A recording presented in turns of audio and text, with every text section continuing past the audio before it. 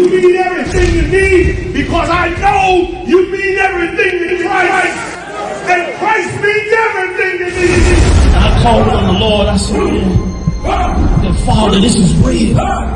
Will you watch over them? Will you raise them up to be strong? I'm just a man with flesh. This is what you call for in your scriptures. You said they wore studs and fringes, they got it on.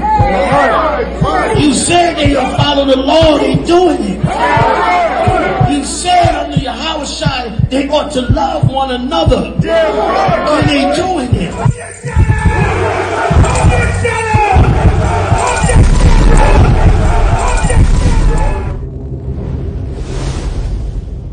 We're in front of the Israeli School, Universal Practical Knowledge, the Philadelphia Division, here at 3226 Cheltenham Avenue in Philadelphia. We're standing in front of the school right now, getting a description of the 12 tribe sign that's been painted by one of the brothers that was in the school: Judah, Benjamin, Levi, Simeon, Zebulun, Ephraim, Manasseh, Gad, Reuben, Naphtali, Asher, and Issachar. Those are the 12 tribes of Israel.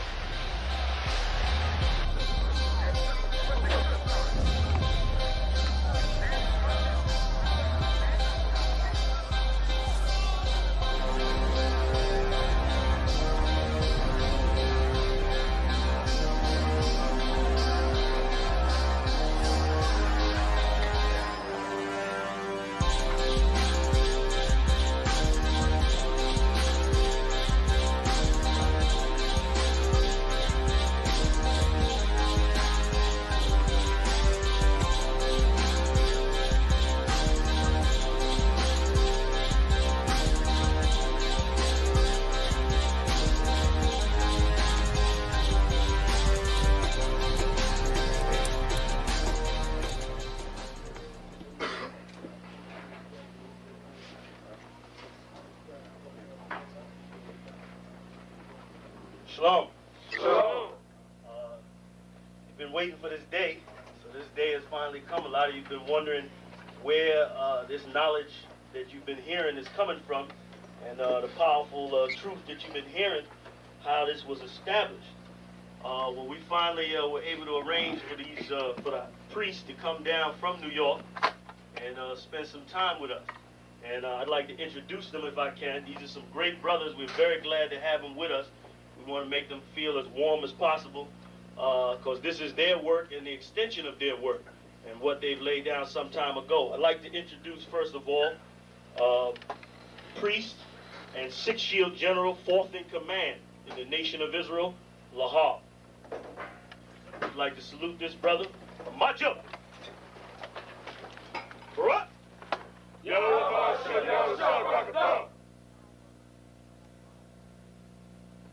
Yeshabim, which means sit. And I'm going to turn it over now to Priest General Lahab. Water, brother. I'd like to say this, starting off, we're very impressed at your school here, and we're very impressed to see that the brothers and sisters in Philadelphia think enough of the Most High and the Bible and the truth and your nationality to be a part of this, because most of the brothers and sisters are running from the truth.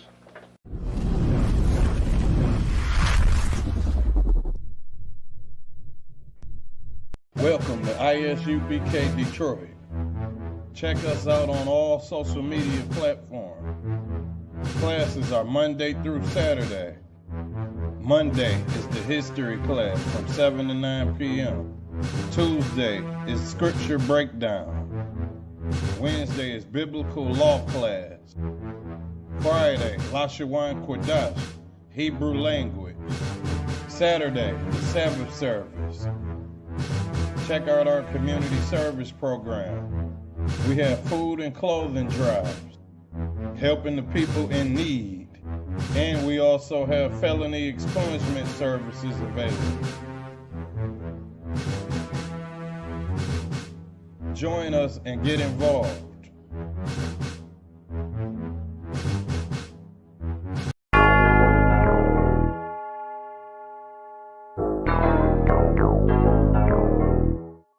ironic.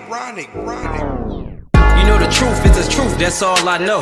Cry loud and spare not, you gon' get exposed. A few real niggas left, you not one of those. Real soldiers, we was born to stand 10 toes. If he ain't one West, that nigga not one of mine. He got a purple 12, me, I got a black 9. The truth is the wife of my youth, chopping my concubine. Had to die to get my rib, that bitch forever mine. You know the game, a bishop gotta be blameless. But GMS teaching niggas to be rapists. They screaming we snitch. When Joey Morgan was killed by your brother, y'all ain't say shit. Real prophets only dwell in the UPK, PSA, we don't sign NDAs. Real prophets only dwell in the UPK, PSA, we don't sign NDAs. Hey, 100 deep, 100 shields on, that's 100 priests. 100 boots, that's 200 feet. Tongue like a sword when I fucking speak. Teach you how to fish instead of fucking leech. Stop selling drugs instead of trying to fuck with me. Knowledgeable, but I'm rude in my fucking speech. Life is about warfare, not no fucking peace. Hey bitch, I cry loud when I fucking speak. Make them wait a year before they fuck with me. Turn a street nigga to a fucking priest. Cause a priest and I promise you forever sleep.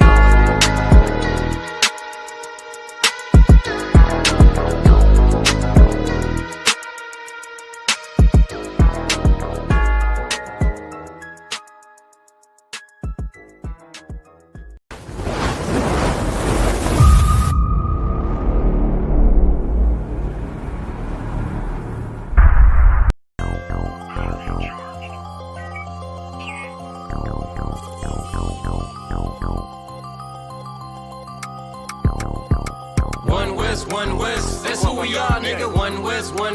So who is y'all, nigga? One West. We want it all, nigga. That's who we are, nigga. So who is y'all, nigga? One West. That's who we are, nigga. One West. So who is y'all, niggas? One West. We want it all, nigga. That's who we are, nigga. So who is y'all, niggas? UPK soldiers got them killers with me. And I don't fuck with every spot cause it's too iffy. Real motherfucking prophet cause the Lord with me. But don't get that shit twisted, I got Drake's with me. Yeah, bitch, and that whole 50. Run up on me wrong, you gon' catch 60. Wait, you gon' catch 20. The other 30 for your homies, bitch, I got plenty. And I'll shoot this motherfucker till that clip empty. Taking orders from your bitch, you a fucking simpy. Shit, should be televised. The way I'm cutting niggas up, bitch, I'm a samurai. Niggas swear they in the truth, but telling hella lies. Stumping like you Greek, bitch, you Hellenized. The revolution gon' be televised. And what I see in my vision gon' leave you petrified. One West, that's who we are, nigga. One West. So who is y'all, nigga? One West. We want it all, nigga. That's who we are, nigga. So who is y'all, nigga? One West. That's who we are, nigga. One West. So who is y'all, niggas? One West. We want it all, nigga. That's who we are, nigga. So who is y'all, niggas? UPK soldiers lead cowards in awe. So fuck a gas stop, I came with 6 pumps in my car. My niggas ready to swing, we like kids at the park. So touch a chair around this bitch and we breaking your jaw. They think we Christian, but we not. Nothing about us is soft. I don't know what you niggas on, but that shit get you off. We booted up. We came to take zones for real. Black 40 under my garment, I be dressed to kill. Fourth dimension sitting linger, I be fresh for real. Putting scripts on your corners, but these here ain't pills. We rock covers. You official if you know those drills. Bread and water, you official if you know those meals. Yeah, you niggas soldiers get rolled over. You got police in your pocket, I got a judge in my holster. Oppressors out to get us, so remain sober. Or be chained to them chains till there's nothing that remains of us. A cult leader like Christ, we got the same culture. I bang on them, tell my enemies the reign's over. I up the cig and keep pulling like a chain smoker. The game ain't changed, One West stayed the same on them. One West, that's who we are, nigga. One West. So who is y'all, nigga? One West. We want it all, nigga. That's who we are, nigga. So who is y'all, nigga? One West. That's who we are, nigga. One West. So who is y'all, niggas? One West. We want it all, nigga. That's who we are, nigga. So who is y'all, niggas? Niggas talking prophets, yeah, we got plenty. We the reason why it's Israelites around the city. Call Kazak, tells the rock, bring Shamar out. We about to slide on him, see what niggas talking about. Young dog think he wise cause he a Kim head. That shit lame, they didn't survive, nigga, Kim is dead.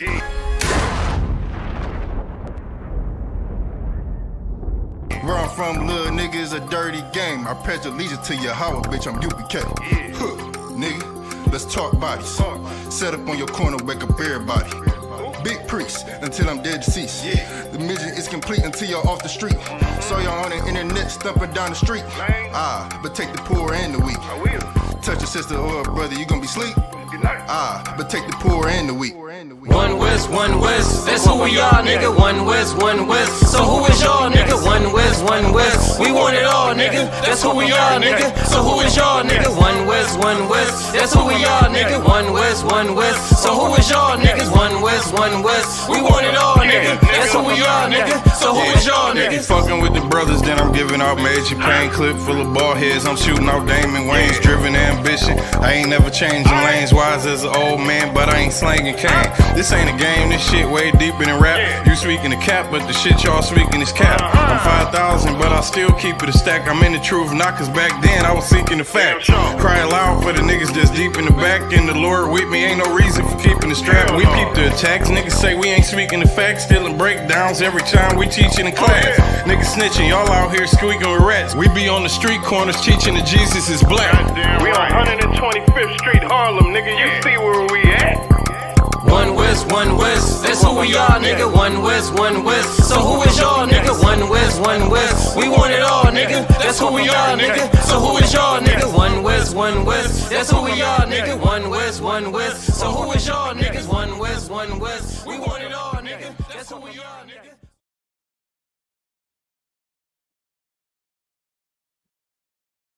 Hey, shalom.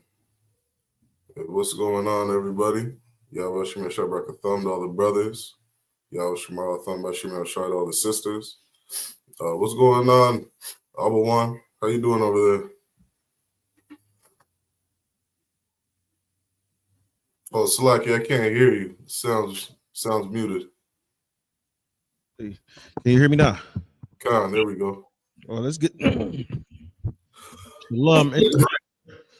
We are the ISUPK, started 125th Street, Harlem, New York, under Commanding General Yohana. And we've been teaching this truth that you, black man, so-called Native American man, so-called what they call them, Indian man, Native American man, so-called Hispanics, that you are the true 12 tribe, the true people of the Most High God. You are his rule, his chosen people, nobody else. God only loves us. He only loves us. Everybody else is the scripture says, is like spittle. Right? Tonight is our history class, and as we bring out each and every week, we bring out some historical facts, back it up with some scriptures, and we continue to go. So if you got any questions, please, type your questions in. Me or my Ottawa here answer your questions. Bring them all. And if we cannot answer your questions, we will call a brother that is more scripted than us, that's higher than us, that's above us with these scriptures, and they will answer your question. Right? Tomorrow is at 7:00 is our scripture breakdown class. So if you're in the 12355 Gratiot Avenue, bring yourself up here to the school. 12355 Gratiot Avenue. I know you could do 123 and 25.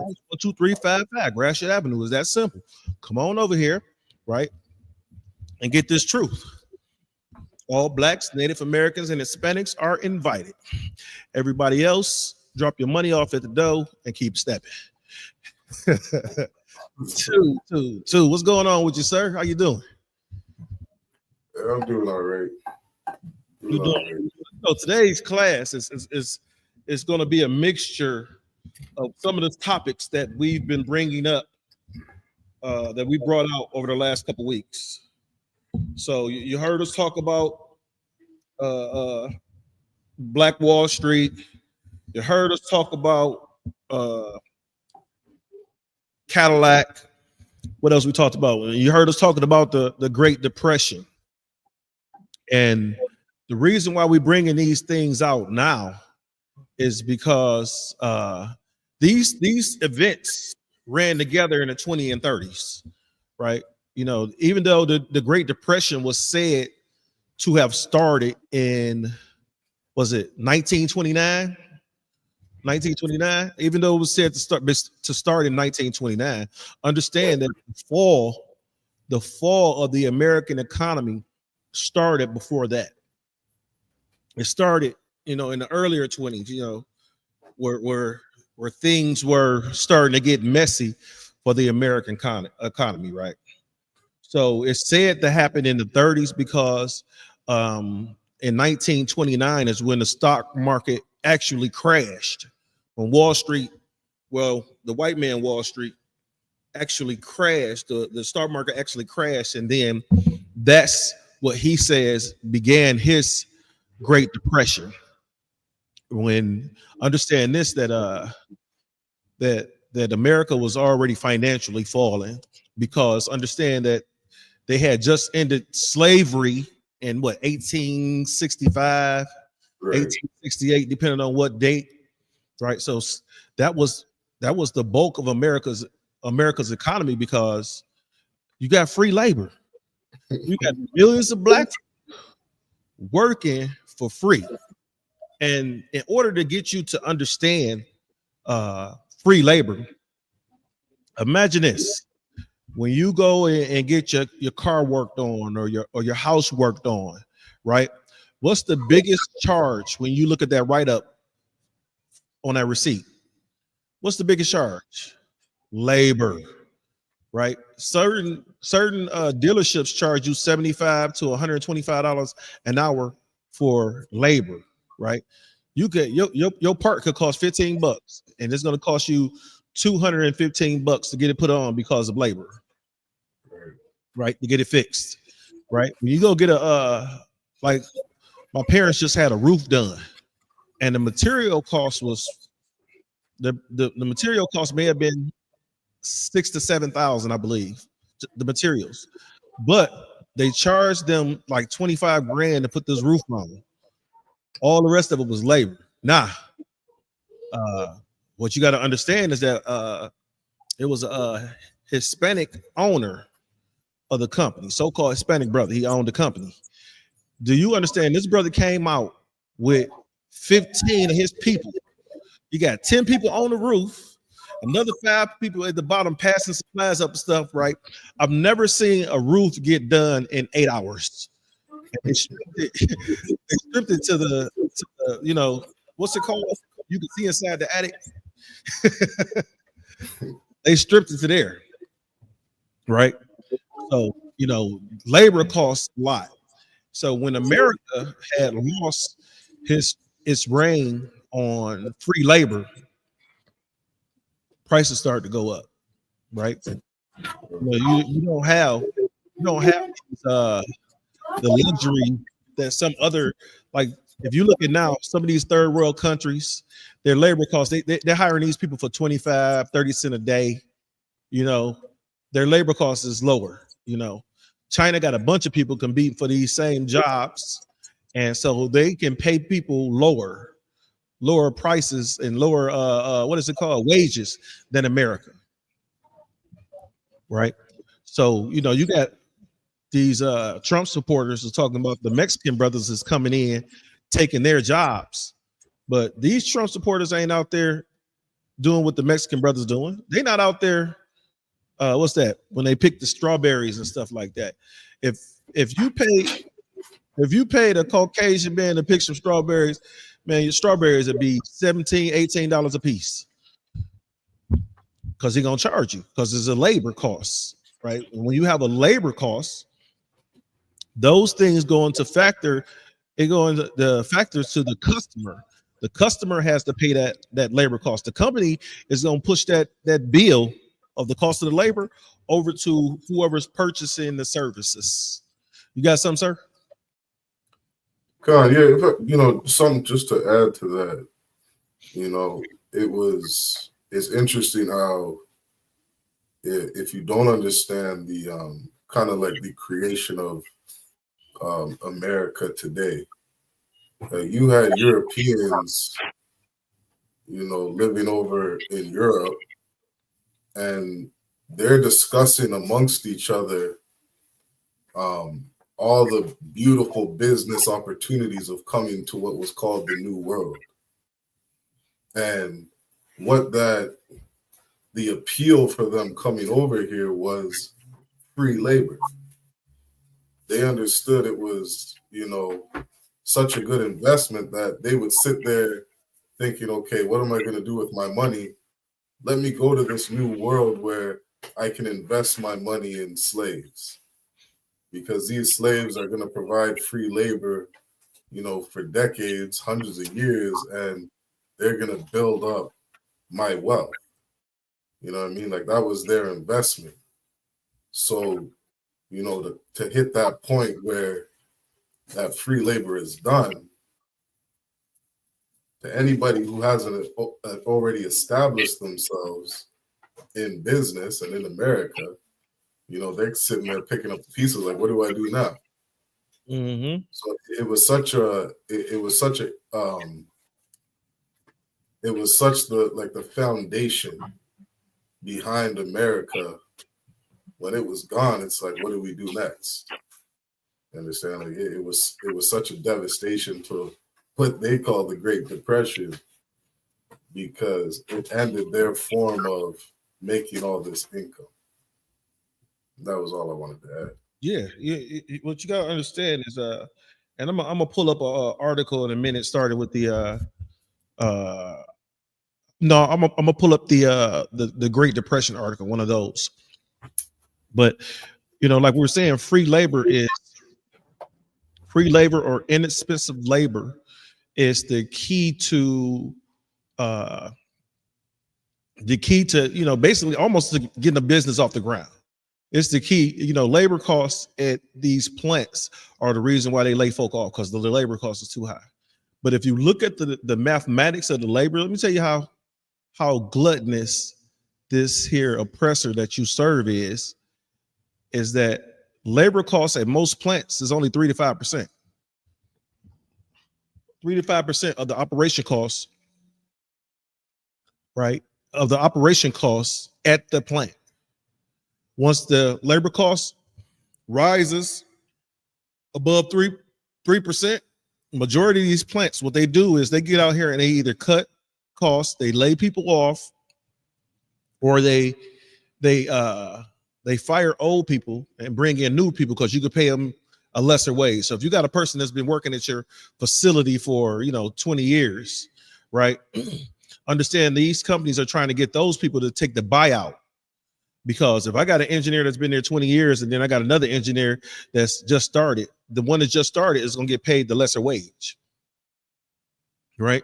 So when I'm coming in, you're going to pay him a lesser wage. So now I got to get this old guy out of here, get this new young cat in there. And guess what? Being a younger guy or female, you're going to be acceptable to accepting the lower wage. Right, you don't plan on coming in and making, right? Even when you're working on the line, you already know that when you come in, you're not going to make the $36-40 an hour that the dude has been here 15 years making. But the company is saying, hey, I got to figure out a way to get this guy in here that's making $36-40 an hour. I got to get him out, because I can hire this new cat at $18. Think about going into the plant, you make $18 to $20 an hour starting, right? To the point where, and we're talking about labor charges, right? These folk were, McDonald's and those fast food restaurants. Those fast food restaurants, they're starting to pay individuals $16, $17, $18 an hour.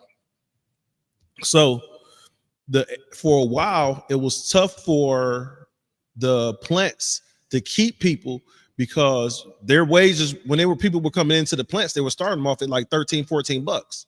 And these folks was like, I can go to McDonald's, don't have to drug test, don't have to be able to do anything but flip burgers and fries and press a button, right? Or I can get on the cash register and I can look at the button and it say hamburger, press the hamburger, fries, press the fries. And the way the cash register is set up is you got 3 different size fries. You got the small, the large, and the medium. They make it simple. So that's why these plants had to raise their starting wage, because they were losing individuals to fast food restaurants for a while, right? I know a couple of individuals that work in the patient care, like the nursing homes and stuff like that. Those guys had to raise, they were starting people off at $12-13 an hour. And then they had to raise it up to, you know, $17, $18 an hour because they couldn't keep people because of the fast food restaurants started to pay people, you know, $15 an hour. So labor costs is a big deal in America. And that's one of the things that you know drive unemployment rates and all that kind of stuff, right? But I'm gonna get into this first article, sir. God. And we get into this first article. Oh crap! You said the one on the Great Depression? Yeah, I wasn't able to send it to you. I couldn't find it on my phone. I had found it on my tablet, so my tablet is not attached to no email or nothing like that. Okay, God. So I'm gonna make sure that this tablet is attached to an email after the day. Right. So this is an article out of the Britannica. Nope. Matter of fact, here's the one I want. So while you're getting that, selected. Quick shout out to the chat. Shalom, Princess Nazamana. Y'all Shema Thumba Shimel Shai. Shalom, Chris. Shalak Ya Allah. Shalom. Officer Awadia. Yabak Shabak Tha. Aisha Banath. And Troopers Awap. All right, the water for tuning in. Troopers Awap had posted, Slack, if I may, I currently work for Chrysler, and they just laid us off indefinitely and replaced us with. He said that Chrysler has just laid us off indefinitely and replaced us with a third-party company, paying them several dollars less than us. Labor costs. I'm telling you, that oppressor that you serve, he's a greedy bastard. Yeah. Right. He's going to try to take everything he can from you. Right. That's right. You what was that? I just read somewhere, I can't remember. It was some folk in South America, right? You know, some of our sisters and brothers, they were walking from whatever country that they were in, trying to get to the American border. And then, you know, basically the news is saying they ain't gonna make it, right? God. But these brothers and sisters plan on to walk, hitchhike, or however to get up here because there's no jobs. Well, you know, there's jobs, but the oppressor go ahead and suck up all the funding and everything like that, so that you can't get anything. That you have to be, if the oppressor doesn't want you to be anything but a slave to him. That's it. He don't want you to be anything but a slave to him. He wants you to get all your goods from him. He wants you to come to him for all his knowledge and his advice. And he wants you to come to him for his religious beliefs, which are all, you know, crap. But let's get on to this Wall Street crash. Let's get it. So this is, I just pulled up the one from Wikipedia, and this is Wall Street crash of 1929. It says the Wall Street crash of 1929, also known as the Great Crash, was a major stock market. Was a major stock market crash in the United States, which began in late October of 1929 with a sharp decline in prices on the New York Stock Exchange. You see the New York Stock Exchange now, I say the NYSE, that's the New York Stock Exchange, and ended in mid-November. So this decline started in October and it ended in November. So in mid-November. So, you know, October and November ain't that far apart. I think it go October, November. So like, if I may, so are you saying that it has only lasted for a month? Well, according to this is when the stock market started to decline, right? Okay. But even it declined that fast in a month, right? Just like you see the stocks and stuff, the people doing the digital coin and all that kind of stuff. Imagine that you got a stock that's worth $50 a share, right? So it's worth $50 a share. You buying it at $50 a share, and then, you know, you see it going up from June to October. So it's probably started at $50 a share, and it's going up to $50 a share by the October. So you buying it up because it's still going up. You buying it up, you buying it up. You buy it up, then when it starts to go down, right? You think it's gonna keep going up, but the stock don't, they read a wave, a sine wave, right? So and then officers like Natazab and Zarak and like Kodash, they're more familiar with the stock market than I am, right? But I can look at the trends and say, okay, I see that's doing that. I would do this, right? But you buy it low, you sell it high. So what happens is you buy it low and it steady creeps up a little bit, a couple bucks, and you still buying it because you assume it's going to peak out at $100. But you buying it at $50, and instead of going from 30 to it went from 30 to 40, then went from 40 to 50. It went from $50 a share to 13 cents. Yeah. Man, it's like, so now the value of the stock. Now you just say you bought 1,000 shares at $50 a share, right? So that's 50,000. Is that right? Yeah, that's 50,000. You spent 50,000, and this stock dropped down to $1. Right. From October to mid-November. Man, you know what's gonna happen, right? Yeah. That pale face guy gonna jump out the 100-story building. Right.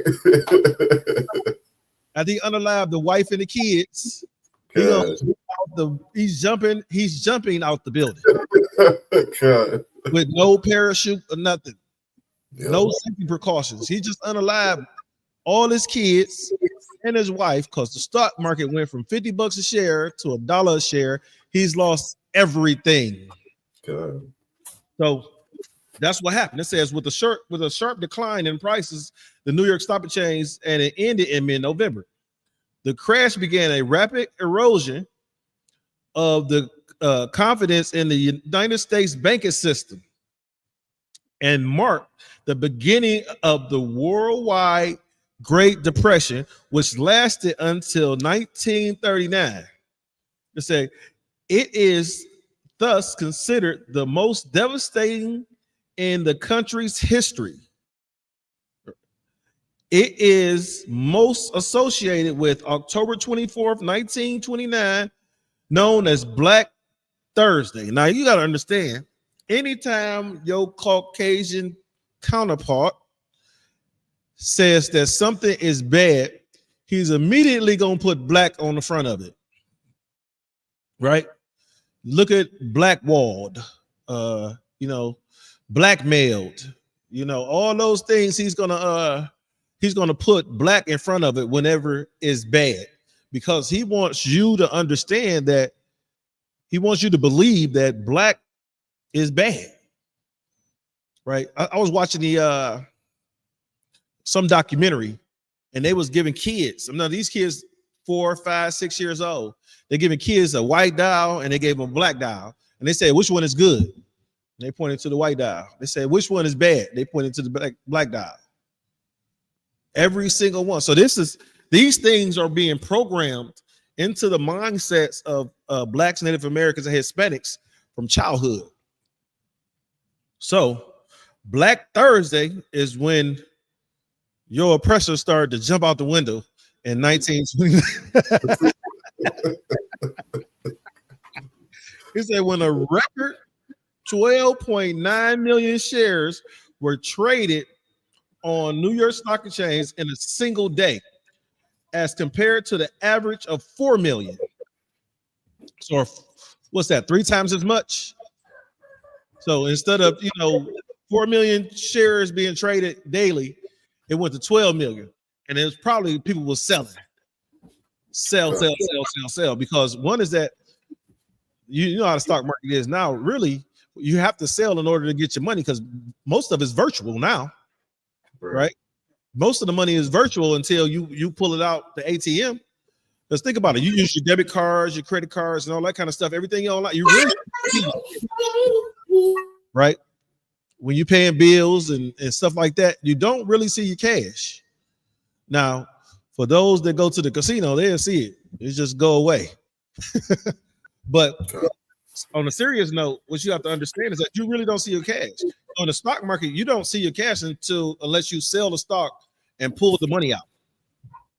Right? So it says on Black Thursday, when about 16.4 million shares were traded. Right? So 4 times as many shares were traded on this Black Thursday than any other day. But that's just the start of the fall of America. Now understand what happened in America 8 years before this, right? What happened 8 years before this was Tulsa, Oklahoma. In 1921 was the massacre of Tulsa, Oklahoma. Now, Tulsa, Oklahoma had the second largest bank in the world at the time. Tulsa, Oklahoma, this is Black Wall Street, ladies and gentlemen. So the second largest bank in the world was in Tulsa, Oklahoma. So you know what that means, right? The largest bank in America was black owned at the time. Can you hear me, sir? You too well. Okay. So the largest bank in the world was in Tulsa, Oklahoma. Do you think the oppressor is gonna let you niggas have the largest bank in the world? Nah. Yeah. Right? So with the fall of the Great Depression, you know, in the 20s and the 30s, and then you start off with the destruction of Tulsa, Oklahoma, right? Of the Black Wall Street, the destruction of Black Wall Street. And understand this is that slavery had just ended in the 1860s, right? Slavery just ended. So from the end of slavery, right, to now, we bring up 1921 because that's when the massacre of Tulsa, Oklahoma was. But think about Tulsa, Oklahoma, or the Black Wall Street was running years before that, right? So they allowed these people, what's this, 60 years? From 1868 to 1921, right? So they 60 years, about 60 years. 60 years out of slavery, we had the largest bank in America. 60 years, right? Before they flew over and started bombing and set things on fire in the black neighborhoods because we wouldn't do business with them at the time. Because we wouldn't give them our trade secrets.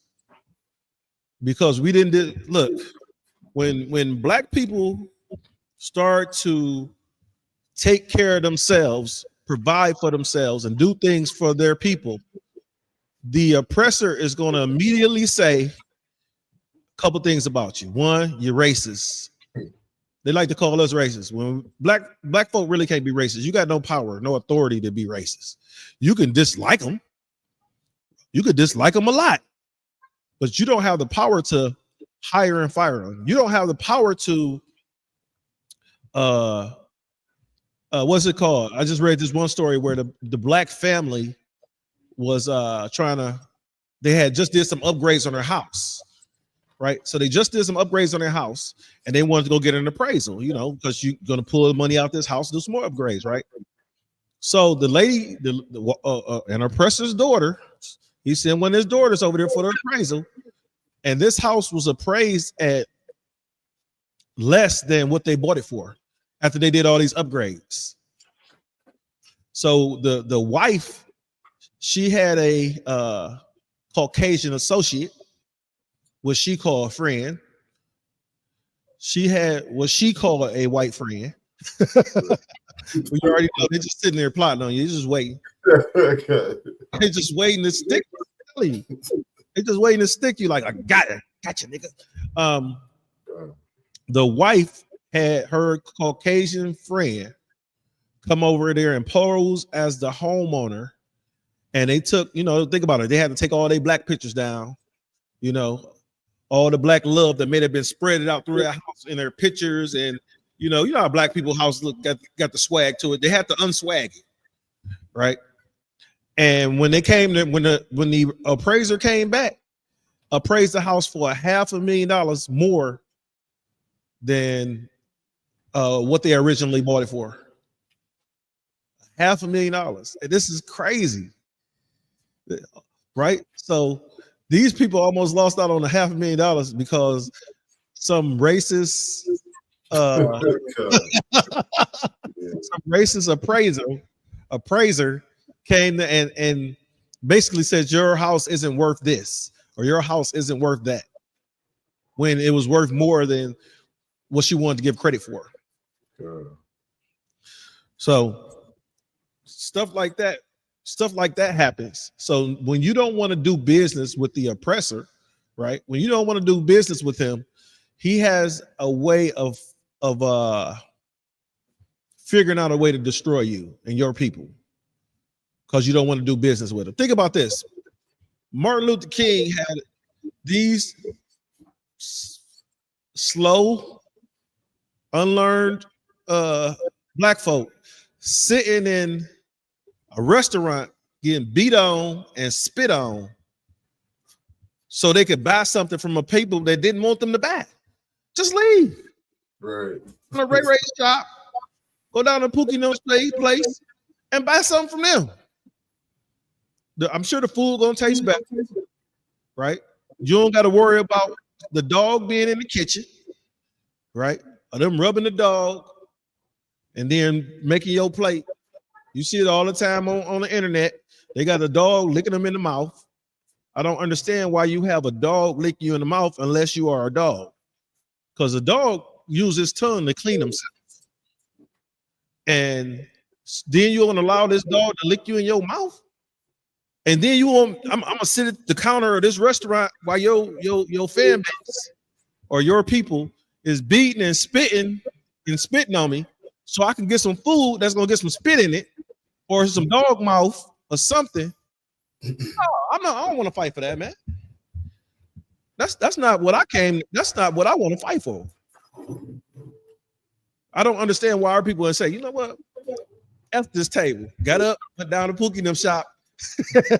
You got some good food. So, where did I bring it up at? Like I was saying, sir, is that the Great Depression from 29 to 39, 8 years before the Depression started, was Tulsa, Oklahoma. Tulsa, Oklahoma had the largest bank. Now, understand, black folk making money, right? Black folk making money in America. And I bring this up because we're going to tie it into Cadillac, because black folks saved Cadillac during the time that America was in depression. How does that make sense? So you telling me stock markets are crashing, people selling off all their stocks. The bank call, when the bank call a margin, that means you have to pay on your loans. You have to pay your loans off. You have to pay it, like if you have a $50,000 loan, right? You have a payment arrangement set up. But if a bank call a margin, then guess what? You got to pay that. You got to pay that loan back immediately. You got like 24 to 48 hours to pay it. So that's what was happening during Wall Street and the Great Depression. I mean, during the falling of the oppressor's Wall Street, that the banks margins, the people ain't had that money. So now folk losing houses, losing businesses. Similar to I don't know if you're familiar. Were you familiar with the? I think it was like 2008 when the banks were giving loans to get bailout. Obama gave them the bailout. Yeah, I remember that. Because of the mortgage companies, right? So now the mortgage companies is all failing. But if Obama would have been smart, what he could have did was say, okay, these mortgage companies, these folk losing their houses because of these mortgage companies is folding up. So he gave the bailout money to the banks, right? If he'd have been smart, he should have gave the bailout money to the homeowners, because the homeowners gonna get the bailout money to the banks. So now what you do is since you get the bailout money to the homeowners instead of giving the bailout money to the bank, now you don't see what you see like in 2008 and 2009 Detroit, where you have all these empty houses, get all these empty houses across the city because these people were losing their loans. Right now, you bail the people out, you bail the banks out, and it's all good. Now you got all the banks. They were selling houses, man. I'm talking about beautiful homes for pennies on the dollar in 2009 and 2010. For pennies on the dollar. And with them selling those homes for pennies on the dollars because the banks were losing. You got something, sir?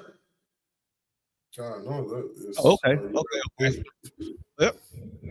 Let's jump to another article to back up what we were just talking about. Let's see.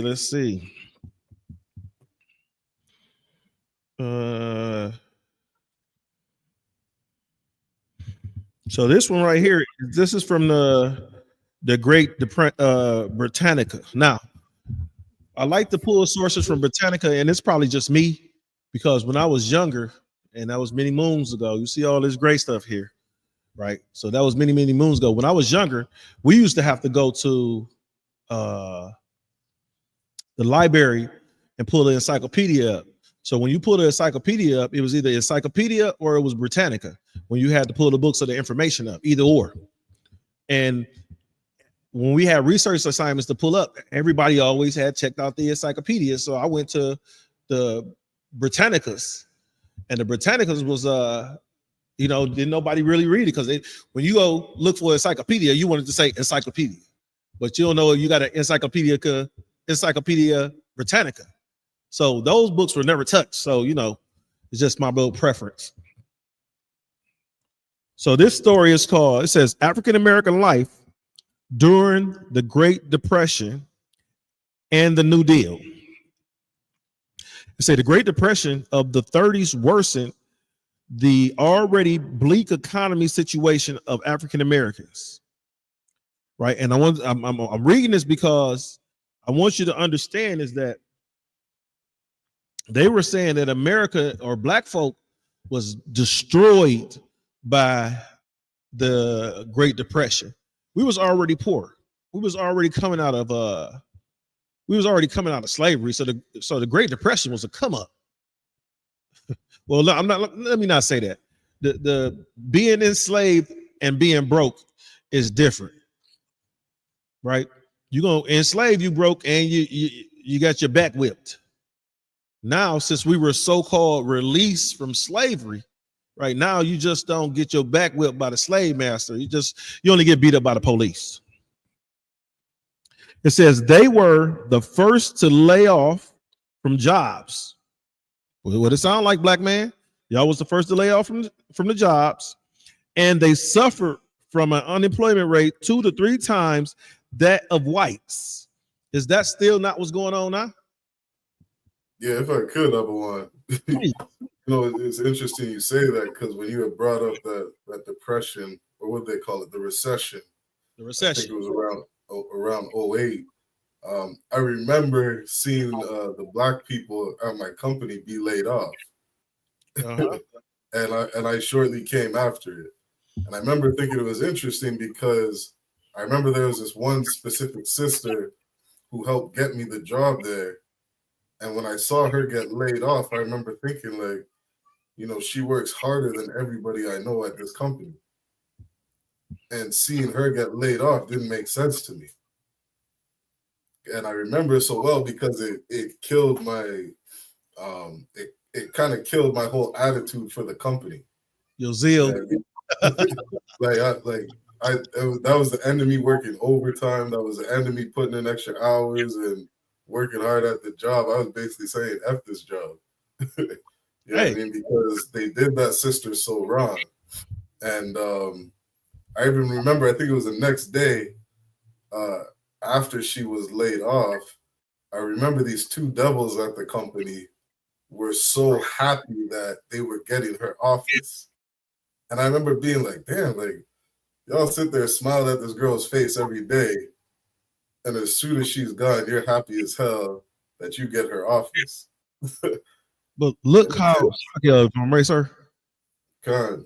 But look how happy the oppressor was to destroy a black woman's livelihood, right, and financial abilities, so they can get a damn office.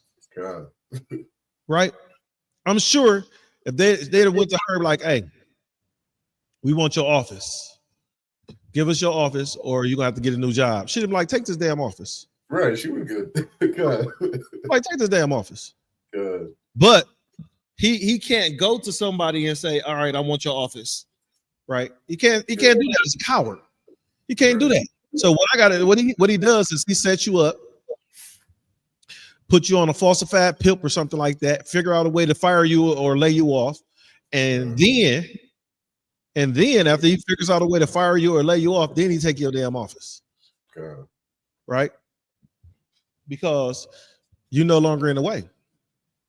The oppressor is so devious that he'll do things and try to, think about how what the scripture says about he is the what is it? What about the serpent? They say the most subtle beast of the field. And what the scripture saying, he the most subtle beast of the field. Now you got to understand me. I got fired today too. Yeah, I get another job, right? They fired me. And I shook their hand like, "Thank you and thank you."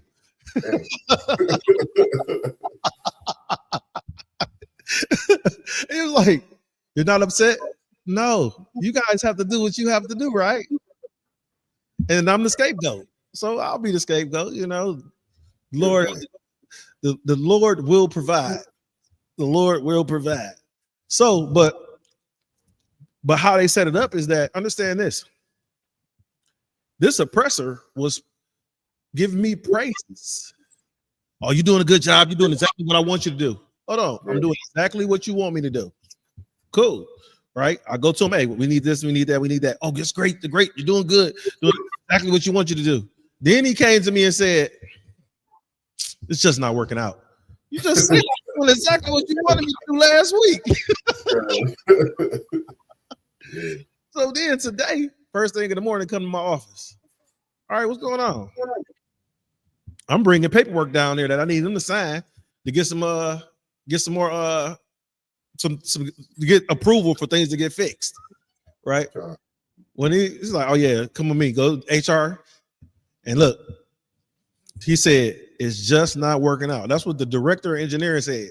And he left out the office and left me in there with the HR guy. Right? So now you got this little frail HR guy. He don't know what to do. He's shaking like a leaf. Right? Don't worry about it. I say, "Look, I got your laptop in my car. You want me to bring it to you?" "Oh no, you don't have to bring it to me. I'll just walk out there with you." "You just give it to me when you go outside." I'm talking about these folks shook. I was like, look, the oppressor is diabolical when it comes to hiring and firing you, black man, Native American man, Hispanic man. When it comes to him doing the smallest thing to destroy you, he's going to put all his efforts in it and then wipe his hands like he wasn't the one throwing rocks to the glass house. Because it's nothing for you to be fired. It's nothing. Now, what you got to understand is I'm in a company that this company been messed up for the last year and a half. What about the engineer that was already here? God. But he got pale skin, but yeah, and something too, it's like when the Bible says that he has a perpetual hatred for you. You understand? It's like we can do a million history classes, and we're gonna see like a million different ways that our oppressor hates us. Damn right. You understand? Like it's like the Bible when Christ said that you shall know the truth, and the truth shall set you free. It's like having that wisdom and knowledge of the Bible. You don't have to sit here and scratch your head and be like, "Why was I let go? Why was I the one that was fired? Why was I the one that couldn't get the loan? Why was you know, this person giving $500,000 on their house, and I was given $100,000. You don't have to sit here and scratch your head trying to make sense of the world and make sense of your reality. You just got to understand that this beast that is ruling over us hates you. Yeah. Right? So when I informed Cap was like, "You all right?" I was like, "Yeah, I gotta get ready for my class tonight." Then after class, I'm in the bar. I was like, "I can sleep in tomorrow." Get to sleep in tomorrow. It's going up. So let's I'm gonna go back to this article, sir. Yep. Okay. So it says the Great Depression of let me skip down. It says an early public assistance program, African Americans often receive substantially less aid than whites, and some charitable organizations even excluded black people from their soup kitchens. Now, if this is one thing that always bothered me before I came into the UPK that I couldn't understand, is that if these people are so much better, greater, and smarter, a better, greater, and smarter people don't have to oppress a lesser people, right? You'll see it. Now, I'm gonna prove it with a game of basketball. We black folk run basketball, you know that. Native American, Hispanics, we run basketball, any other sports, any other thing to do, entertain, you know, singing, rapping, whatever. We run those fields, right? We don't go out and set up obstacles to trip up these oppressors. In whatever field that we're in, we don't have to set up obstacles to trip you up because we're better than you. We are the salt of the earth. We're greater than you.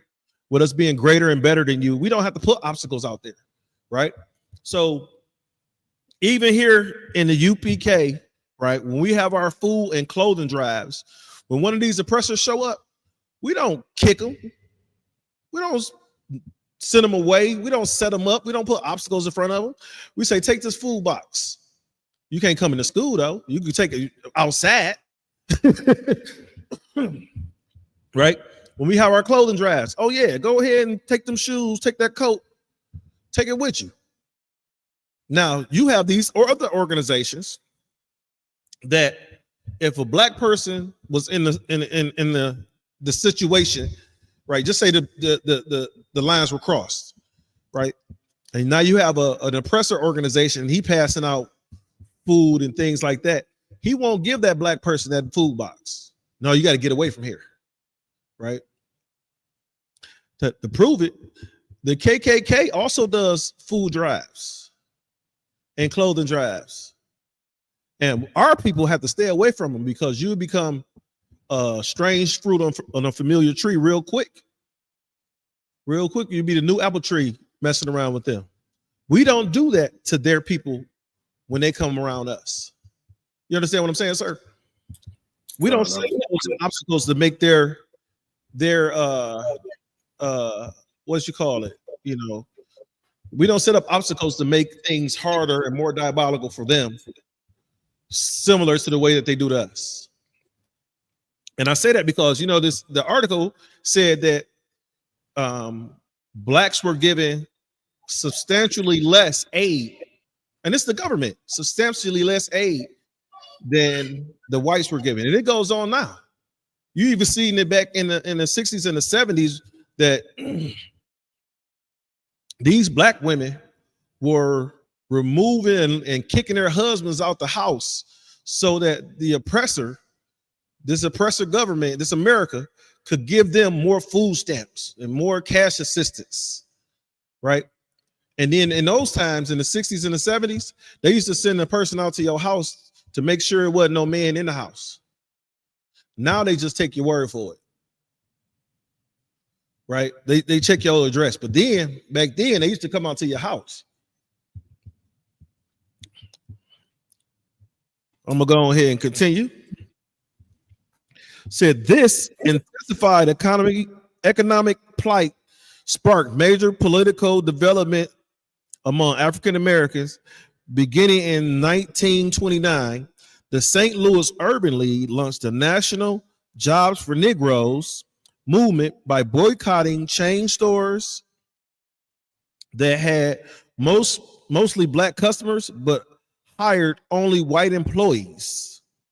See that? Another obstacle set up to trip up the black man when he's already fallen. Right. So efforts to unify African American organizations and youth groups and leaders led to the funding of the National Negro Congress in 1936 and the Southern Negro Youth Congress in 1937. Say virtually ignored by the Republican administration of the 1920s. Black voters drifted to the Democratic Party, especially in northern cities.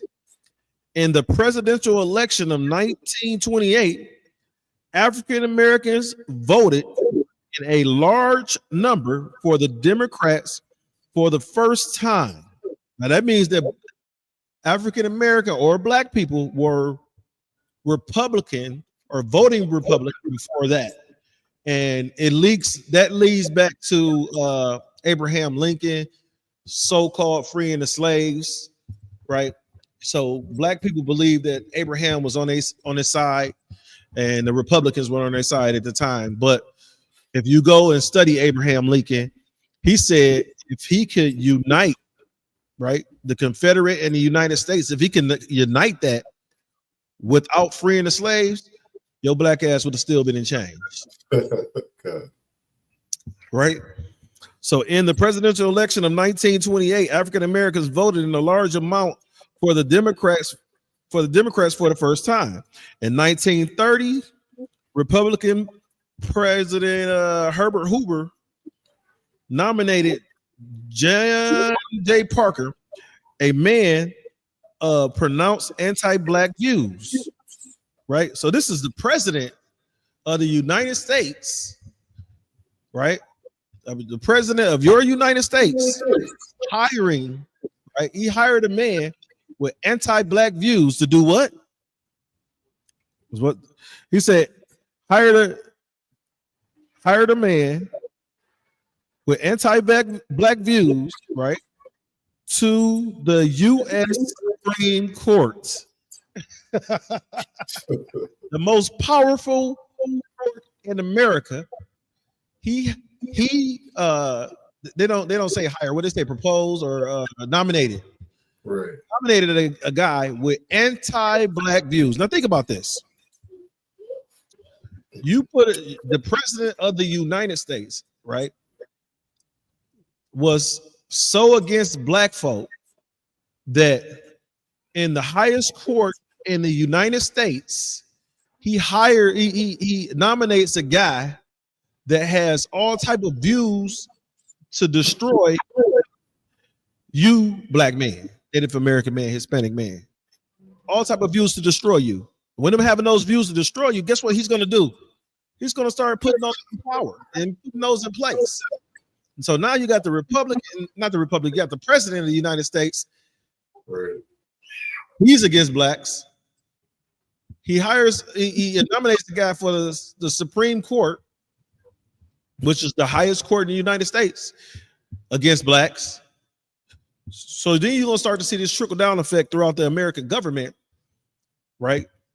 And black man, Native American man, Hispanic man, if you don't understand that this American government is against you now, right? And it has been since it's been established, right? To the point where it has been since it's been established, to the point where you work for free and got your back beat, and it was legal to call for you to be a slave. Right? Think about this: the American government doesn't usually legalize something that's going to hurt the oppressor and his children. He won't do it purposely. But things like that, affirmative action and all those things that's supposed to help you was really against you. The affirmative action was pushed to allow the oppressor's daughters so they can get jobs, right? Right.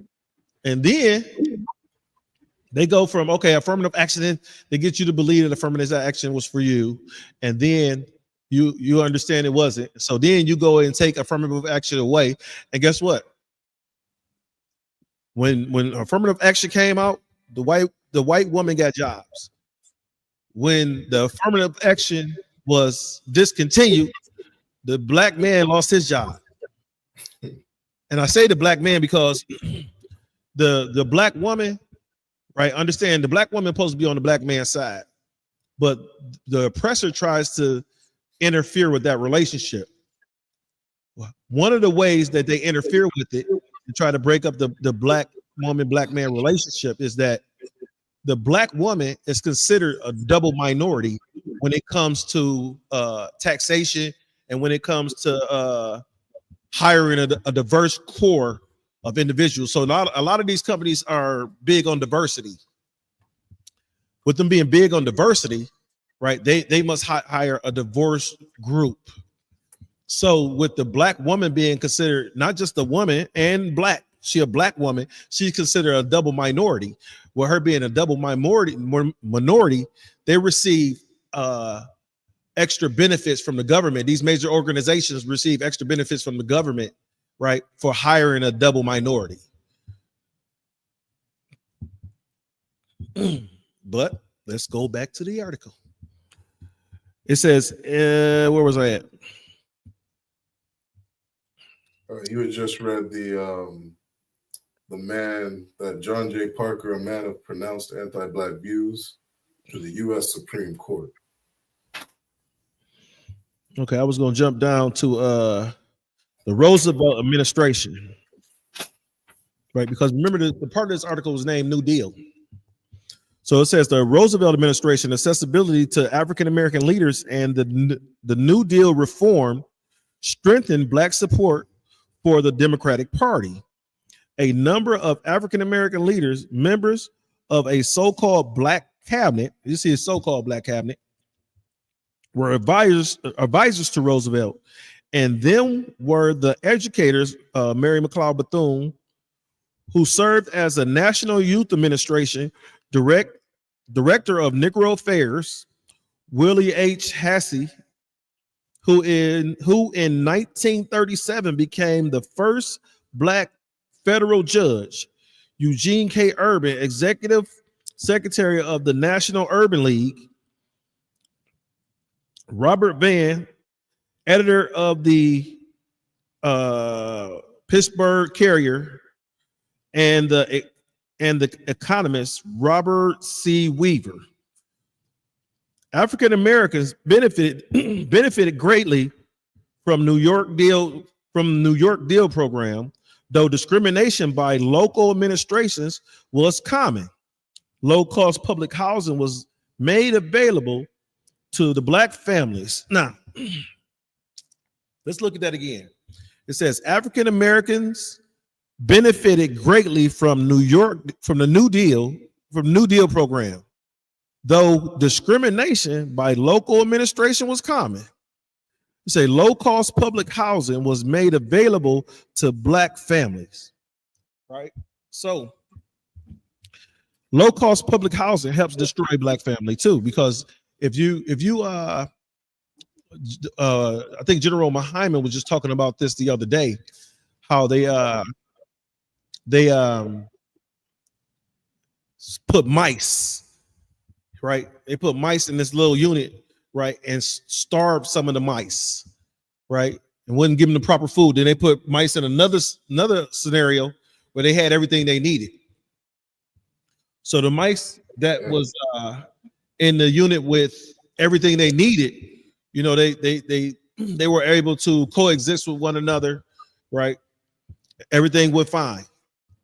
The mice that were in the unit where they were starved, right, and deprived of food, and it was too many of them in the same area, a couple things started to happen. One is that they started to become aggressive and attack each other. Two is that some of the mice started to show LGBT-ish activities, right? So they understand by doing these experiences, these experiments with mice, to what's going to happen to your black self if they put you on top of each other and deprive you from just, basic necessities. Yep. So public housing don't always help. Right? Look at these projects, right? They're starting to destroy. If anybody know that, what was that one in Detroit? We got the I think it's something green, graffiti, something green. It was an old project in Detroit, and these projects is those projects like that, and I'm sure all across America. These where you have a lot of so-called black on black crime in these areas. You just gonna say something? Yeah, and I'm wondering another thing too is that I know they use low public housing costs many times to destroy our neighborhoods. Meaning, like, if they wanted to gentrify a neighborhood, then they would start setting up or sending us to low public housing areas so that they could put the infrastructure in the neighborhood that they wanted to build up. So I know that was also a tool used historically to destroy our neighborhoods.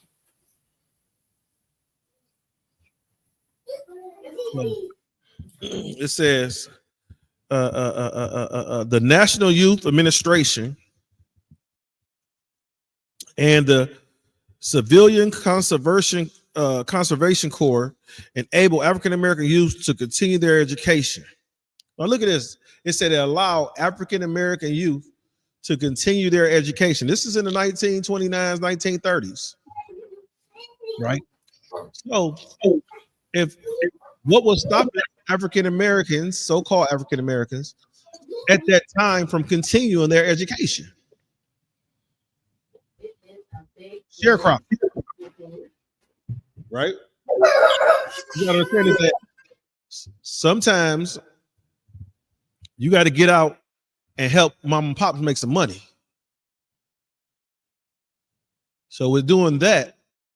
All right. In those times, hey, once you got a certain age, hey, you can read, you can write, you can count. Excuse me. We need you to come over here and get in this field with mama and daddy. Right. Right. So those are the things that we've seen at that time. Right. And what I'm gonna do is just read this last little part. I'm gonna jump down to the next part. It says the Congress of Industrial Organization established in the mid-30s. Organizations organized large numbers of black workers into labor unions for the first time. By 1940, there were more than 200,000 black African American in the CIO. Many of them officers of the union. Now, we started to talk about that labor. So now you got over a workforce of over 200,000 black folk, right? And they put them in the union. Why did you have to do that? Because coming out of slavery, who had the skills? Black man had skills. So with the black man having the skills coming out of slavery, understand who know how to do everything. So when you got to pay a white man $1, you could pay a brother or a sister a quarter, which you see in today's modern manufacturing facilities. You see that today. And how you see it is this way, right? Because they can't say, all right, we're gonna give this dude, we're gonna get the white man $1 and get a brother a quarter. What they do is they hire you both in, and they say we're gonna make the oppressor, we're gonna make him the supervisor, right? And you, black man, you're gonna work on that line, even though you got more education and skill set than this here oppressor. So that's how I give him, that's how he get the $1 and you get the quarter. So, like I was saying, is that these are during the Great Depression. These are during the times where it's said that black folk didn't have money. So if that's the case, right, and I'm gonna jump to the next article, sir. Unless you got something that you want to add. No, we good. Let's keep going. Yeah, because you know what, I want to make sure we got enough time to pull in the Cadillac. Cadillac, yeah. Put in that Cadillac. So, what you got to understand is that these articles that we read, right, during the Wall Street crash, during the great crash of the stock market, we talked about the how blacks were dealt with in America during this time. Now, during these times, think about it. They said black folk ain't have no money, right? Mm-hmm. Black people had less finances than the white folk. So, with that being said, how can black folk help Cadillac? Did I send you that story, sir? I have the one on Instagram. Is that the one? No, that's the video. The one you can play the video. That'll get us started. If you got that video? Can you play that? Okay. The water, sir. No sweat. Yeah, let's get that video going, because this is what the class is about. Is like how black folks say Cadillac. I don't think they can hear it. Okay, I'm gonna put it up on the full screen real quick. Connor, what kind, sir? Let's see. It's one of the top luxury brands in America. Hold on. Before the Great Depression hit in 1928, nobody. Before you get started, sir, what I want you to understand, black folk, is you see this is one of their oppressor sons, and I figure y'all listen to him, right?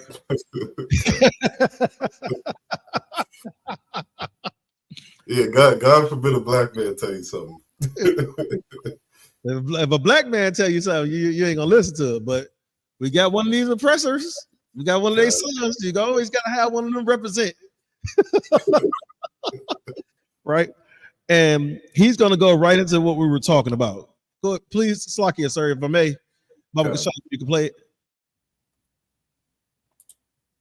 Cadillac in 1934. Cadillac wouldn't even exist today had it not been for Black America in 1934, and I can tell you exactly how they did it. First, you have to understand Henry Ford had 3 car companies. First was a complete failure, sold the assets. He had a second car company which failed, and a man named Henry Leland bought it and turned it into Cadillac. And then Henry had a third company we know as Ford Motor Company. Henry didn't really do the work. He hired some brothers, and then tried to cut the brothers out. Those brothers started a car company named Dodge. So I want you to understand how incestuous this is.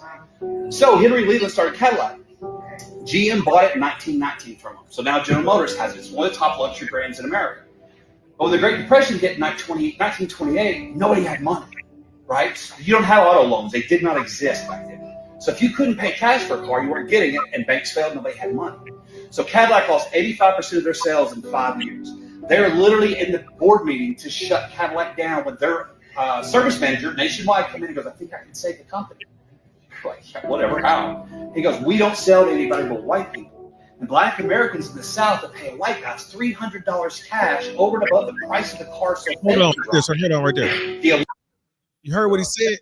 He said that Cadillac started off not selling to black people, right? We only sell to white people. That's what he said, right? So with Cadillac only selling to white people, right? This service manager came out and said, hey, black people in the South, there's always them black people in the South. He didn't say, but this is a white service manager. He's like, niggas in the South is doing they spending $300 extra to buy your damn cars. You can get that $300, right? And what you getting that $300, that means that you can raise the price of your cars. Go ahead, please, sir. The judges, the attorneys, the entertainers, and Cadillac's like, what do we got to lose? So in 1934, they opened it up, the first car company ever to have integrated sales. And black Americans bought so many Cadillacs in 1934, sales went up 70%. Now I want you to ask yourself, this is the Great Depression. Now, when was the Great Depression? What is it, 1929? 1929 to 1939. Right. So during the Great Depression, during the fall of the American economy, black folk was buying Cadillacs. These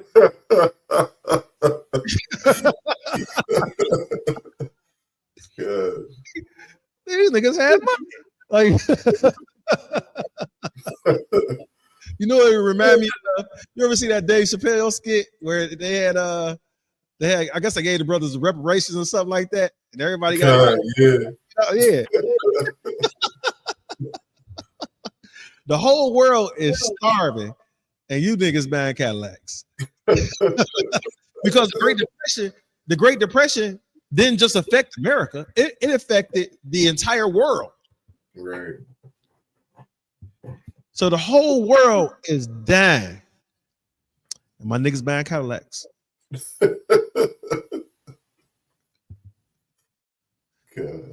You got starving children in Europe, in France, in London. My niggas buying Cadillacs. It's money in the black community. Yeah, we good. Bourbons and Lex, probably no. Think about this. Like we brought up earlier, the oppressor, when he becomes financially impaired, he gonna kill the wife, Slocky. He gonna unalive the wife, he gonna unalive the children, and then he gonna fly out the top of a building.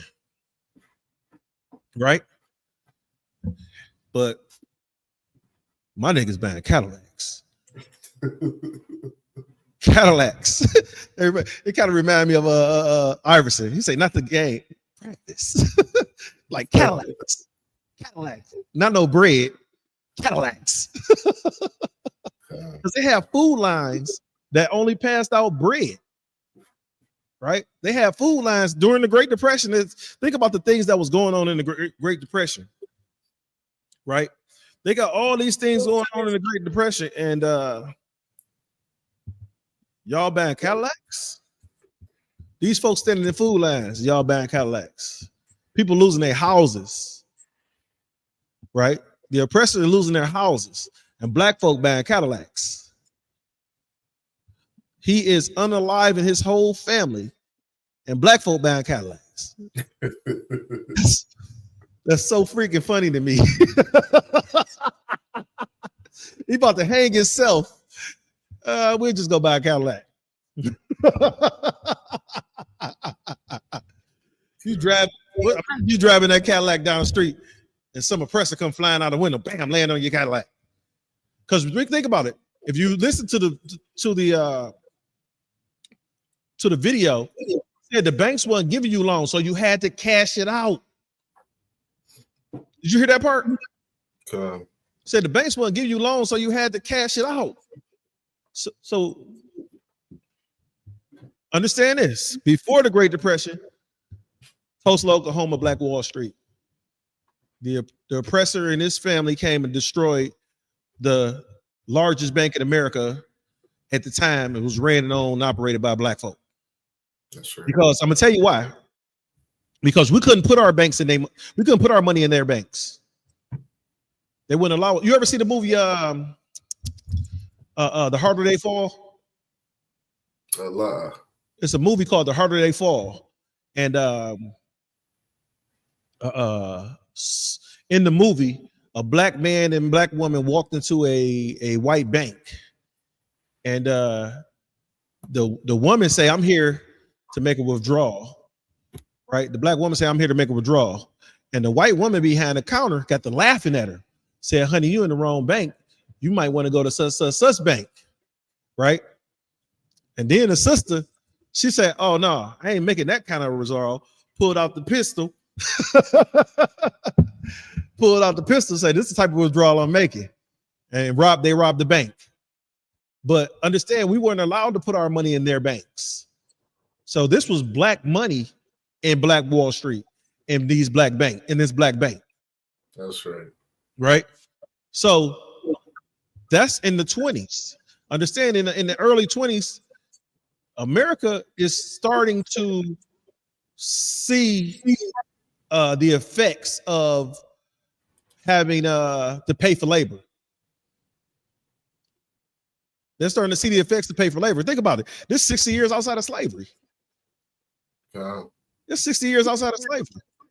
Right? So you just went from the plantation to banking and investment? That oppressor didn't like that. He does not like that. Hold on. You just came out the fields and now y'all on the hills. He ain't like that. Right? So then burn down, massacre, unalive every black person they could run across in Black Wall Street. Now, understand that it's other areas. You had the Red Summer. You had things happening in Chicago and Atlanta and other cities across the Americas where these oppressors were unaliving our people during this time. Right? During that time, all the way up to the Great Depression. Right? So then at the Great Depression, in the middle of the Great Depression, right, where our oppressor has been hit in the head financially, right? Hit in the head financially. He's standing in food lines. You know, he's getting state aid. You know, we just read where they were getting more aid from the government than our people. They were getting more charitable contributions from these different charitable organizations than our people, right? And still, we buying Cadillacs. Listen, if I make sense, could you please continue with the video?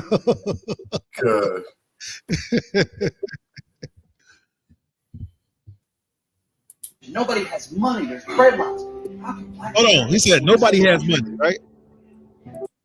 Right. He just said nobody has money. But y'all buying Cadillacs. Slack, sir. I just had to get that out.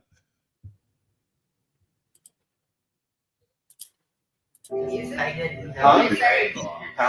They couldn't put their money in banks. And all the banks failed. All the white people lost their money. The law of unintended consequences kept Black America from being harmed by the Great Depression like everybody else, believe it or not. And I talked to a gentleman who said the only... Yeah, Select, I gotta stop that. Just because I don't know if this is a brother or sister, but they put in the chat, we have a black-owned bank right now in Detroit, and most black folks take their banking to the white banks. Yeah, I think you're talking about Michigan First. It's the I think it's one on Livernois, and I forget where the other one is at. But it's said that they're black owned. But what you have to be careful, because I haven't done my studies about that bank in particular, and you have to be careful because some Africans to come over here and buy up something and they say it's black owned. That's right. Yeah. We had a few gas stations in the city of Detroit, like the one that used to be on what was that? The one on on Linwood and Davidson, right? They used to call that gas station black owned, but it was owned by some Africans. So if I haven't checked and did the research to see if the Michigan First is the black owned bank, right? And a lot of people don't know, but I have to make sure that it's owned by some black folk and not some Hamites. Absolutely. But to the point of what he was saying, we had money because of segregation. Yes. like our black dollar was protected because we had our own banks. You understand? And that's just showing you an example of segregation being good for us. Segregation was great for us. Yeah. if I may, sir. Yeah, absolutely. So Martin Luther King was the destroyer of segregation. And we talked about Orgy Mike earlier. Right. And yes, we call him Orgy Mike. Wait till these police FBI file tapes come out and y'all find out all the nasty, diabolical things he did with these oppressor daughters. And that's the only reason why he wanted us to integrate. You're gonna find out that's the only reason why he wanted us to integrate with them, because he liked the oppressor daughters. And if Martin Luther King would have read the Bible at all, a couple scriptures would have hit him in the head. One scripture would have hit him in the head. I think it's Jeremiah. Is that 23 and 23? No. Was it Dream? Yeah, I have dream. 23 and 25. Right? He'd have seen the Lord talking about him if he'd have read the Bible. 2, he wouldn't have joined us with them if he'd have read the Bible. Right? This is your Dr. Martin Luther King, right? He wouldn't have tried to get us to affiliate with them on the way that he wanted us to do it if Martin Luther King would have read this Bible. And they end up unaliving him, I think, right when he was waking up. And he said, I think I've led my people into a burning house. Now, what you got to understand is how diabolical leading your people into a burning house is, right? Think about how dangerous a burning house is. You can't stay in a burning house for that long, right? You can't stay in a burning house for that long. A lot of people, when they're in house fires, they're usually unalived by the smoke rather than the fire or the heat. So the smoke ends up removing all the oxygen from the area, from the house, and you pass out from smoke inhalation. And then you end up dying from the smoke inhalation. It's just that after the house is burnt, they go in the house and find your body charred because you passed out way before the fire reached your body. Mm-hmm. So that's how, and understand is that when these firemen go into these houses, they got on all type of equipment to protect them from, the fire. And then not only do they got on this equipment to protect them from fire, somebody's from the outside spraying water inside in the area where they at. Right? So a burning house is dangerous, black man. Another thing is that before King, I Had a Dream and all that kind of stuff, we own 65 to 75% of the businesses in our own neighborhood. Right? We own 65 to 75% of the businesses in our own neighborhood. I remember growing up in the city of Detroit, and the corner store was owned by black men, right? The gas station was owned by, black men and women. The, whatever business that you had around, majority of them was owned by black men and women, right? When they, and that's probably another one we should do a story on, sir, is this, the crack epidemic. When they started pushing crack cocaine through the neighborhoods in the 80s and the 70s, right? That might be something that we can do a class on, later on the road. But understand is that you had these business owners during that time that was smoking crack, right? Now, Charlie Sheen wasn't considered a crackhead, and he smoked crack. Yes, he used to. If you smoke crack, you're a crackhead. That's why they call it crackhead. If you smoke it, you're a crackhead. If you smoke it, if you smash it up and toot it, you're a crackhead. You're still a crackhead. What was that movie? Lean on Me? You smoke crack, don't you? That was Morgan Freeman. He was like, you smoke crack, don't you? But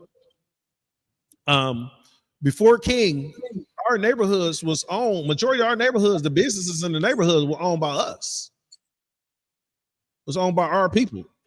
And we dealt business with our people. The dealerships, the secondhand, the used car dealerships were owned by black folk in the neighborhood. This is, it started to burn out. This is in the 80s when I grew up, right? So, I'm not gonna tell you how old I am. But this is I grew up in the in the 80s and the 90s. But in the 80s, it was still, I remember us walking around the corner to the store and it was black owned. Then we across the street, go to the store across the street. There was a liquor store across the street. It was black owned, right?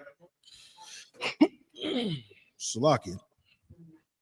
So the daycares, all that stuff, I remember being black owned when we was coming up.